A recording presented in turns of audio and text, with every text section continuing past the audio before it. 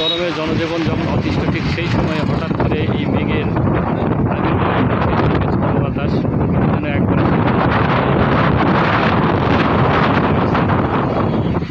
মানুষ এবং প্রাণী যখন অতিষ্ঠ, ঠিক সেই সময়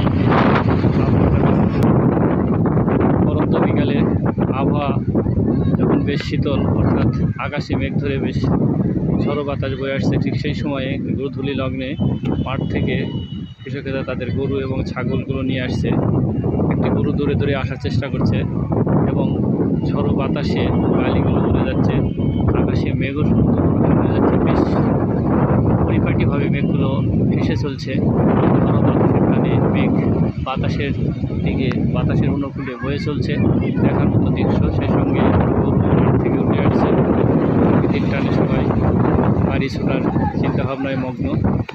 সুন্দর এক মনোরম দৃশ্য, মনোহরা দৃশ্য। এবং নদীতে দেখা যাচ্ছে পানি বেশ জোরে জোরে ঢেউ উঠছে, পানিতে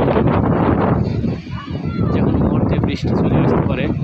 2 দিনের প্রচণ্ড গরমে যখন মানুষের জীবন অতিষ্ঠ হয়ে গেছে,